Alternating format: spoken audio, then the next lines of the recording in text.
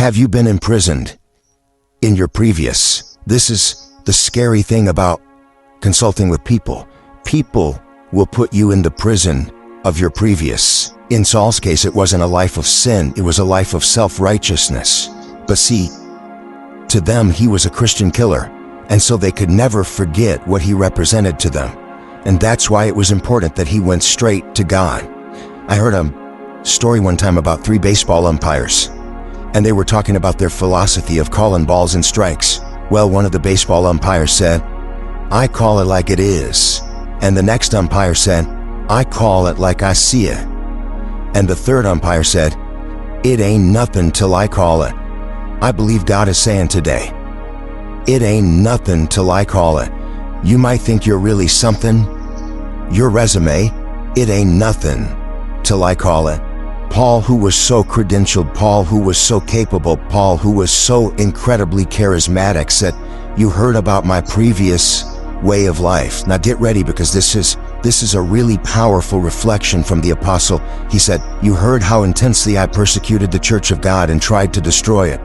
I was advancing in Judaism beyond many of my own age among my own people and was extremely zealous for the traditions of my fathers." Now I want to show you verse 15, because it's what really lit my spirit on fire for somebody in the room today.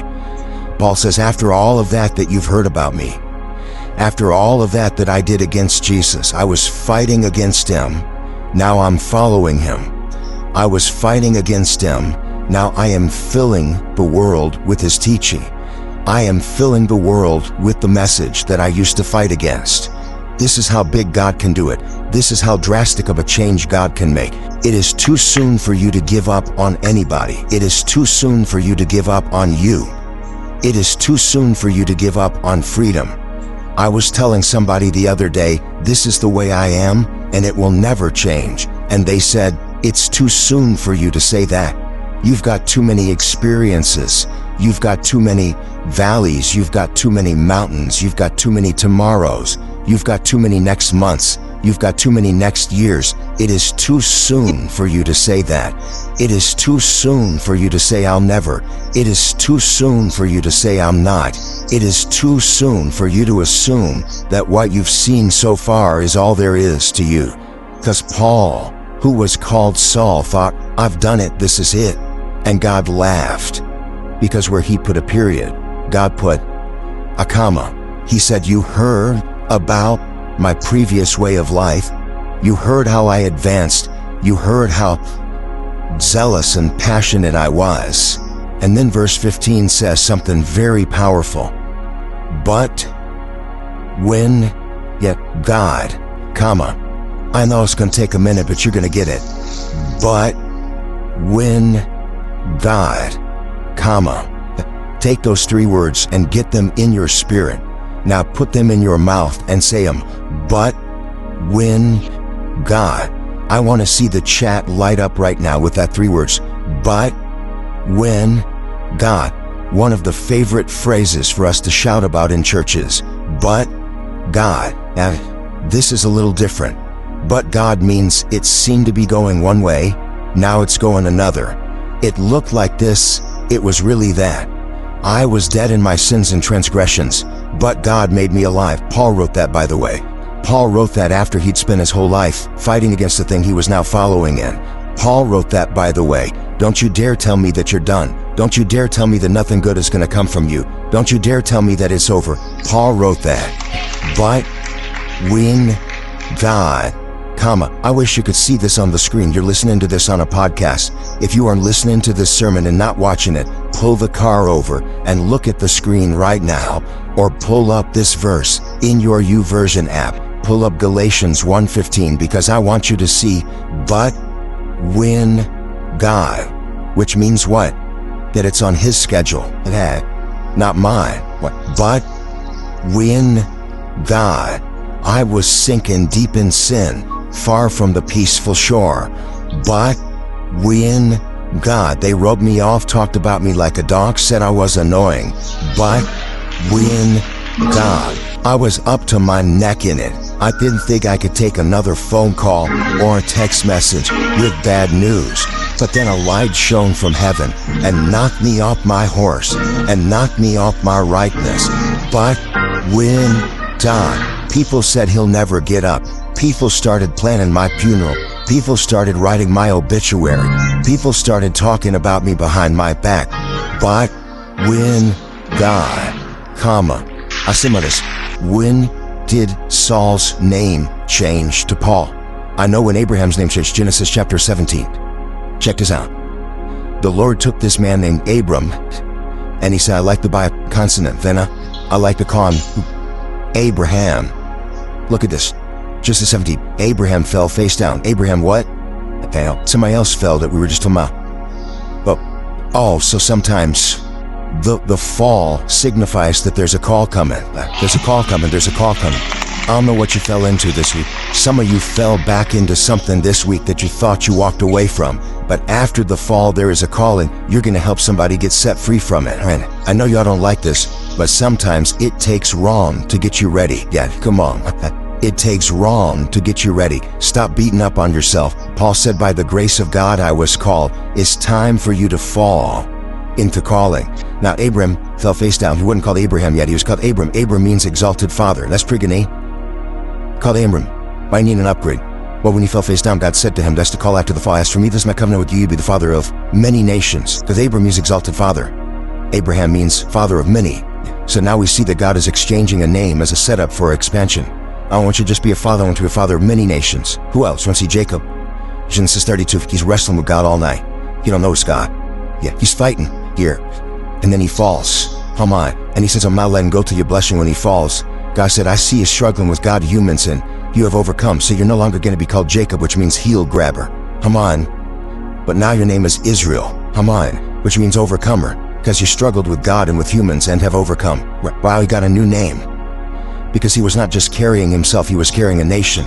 Yeah. All that was coming forth out of him. All of that was meant to be from him. All of that. Abram, Abraham, Jacob, Israel. Who else? Simon, Peter. Yeah. Well, he makes a confession. Jesus says, who do you say that I am? Matthew chapter 16, verse 15. He said, I know who you are. You're the Christ, the Son of the living God. He said, blessed you, Simon Bar-Jonah, son of Jonah, because flesh and blood has not revealed this to you. You can't figure this out by thinking it. You can't figure this out by studying it. You can't figure this out by doing a DNA test. You can't, what is it called, 23andMe? You can't do 24, 25Me. The only way you can know me is the Father in heaven revealed. Now I'm going to reveal who you are now that you see clearly who I am.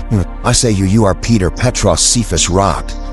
And upon this rock of the revelation that you have of who I am, I'm going to show you who you are. I will build my church. So every time that God gave someone a new name, he was building something. Every time that God gave them a new name, he was enlarging something.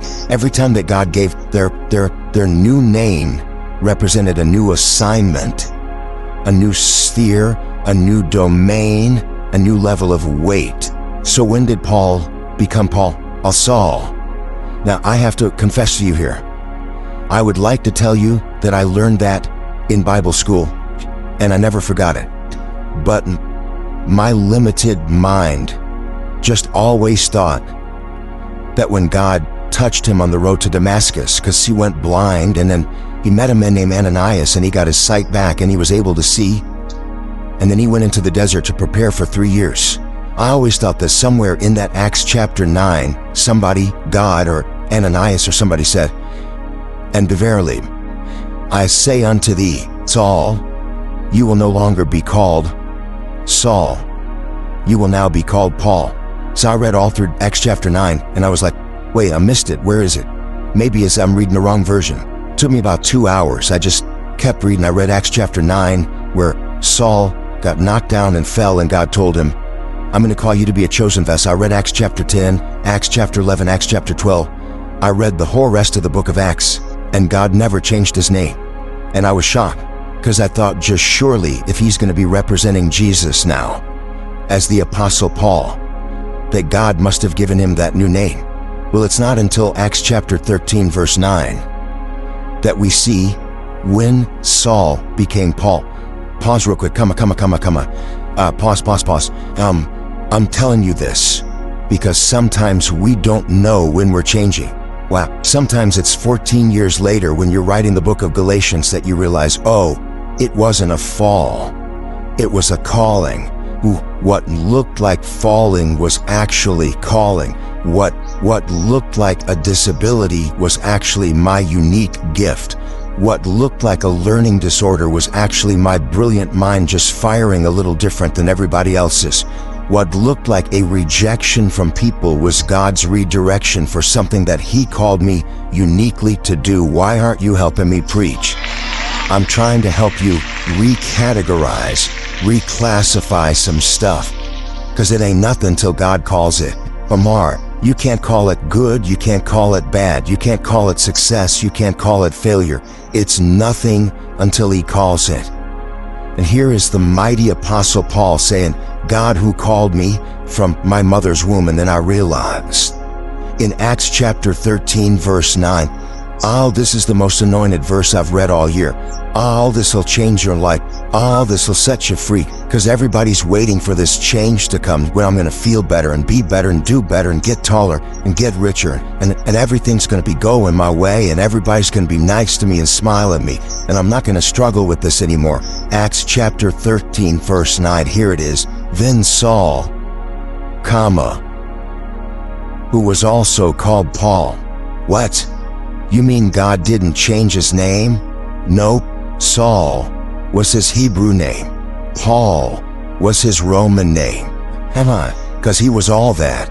I said he was all that. To be born in Tarsus of Sicily, where Paul was born, gave you a unique advantage.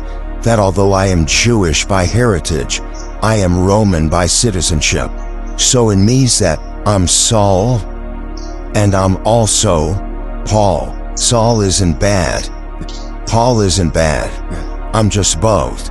Saul is the life I built until I met Jesus. Paul is my name I'm gonna take the gospel to the Gentile world with. So God is saying to somebody, I don't know your given name, I don't know your legal name, I don't know what God has you're standing on the precipice of, I don't know what you're shaking about, I don't know what you're dealing with, I don't know who's talking to you about it, I don't know whose counsel you're keeping, but God has somebody here so you can hear today. You already are. You already are. You already are. Stop trying to be that. You already are. Stop trying to give sex to get love. You already are loved. Stop trying to give yourself away to people who do not have the capacity to receive it. Because the Bible says, when it came time for the Gentiles to hear the gospel, Saul, who was also called Paul, stepped forth. And the book of Acts never calls him Saul again. Because it's time for you to use your other name. It's time for you to step into what God already called you. And didn't it just bless your socks off to realize that there was not a moment where he said, you shall no longer be Saul, you shall be Paul. He said simply, I just want you to use what I already gave you. And maybe that's the calling in this season of your life. To start using what he already gave you. To start using the resources that your Heavenly Father has already placed in your spirit through a deposit. Because I tell you one thing about it. Everything I've got that's worth having, I got it by grace. Hey, thanks for stopping by my YouTube channel. I hope you were blessed today. If you were, share this with somebody. Can subscribe and leave me a comment. Let me know where you're watching from, what we can pray for you about. Hope to see you back here again really soon.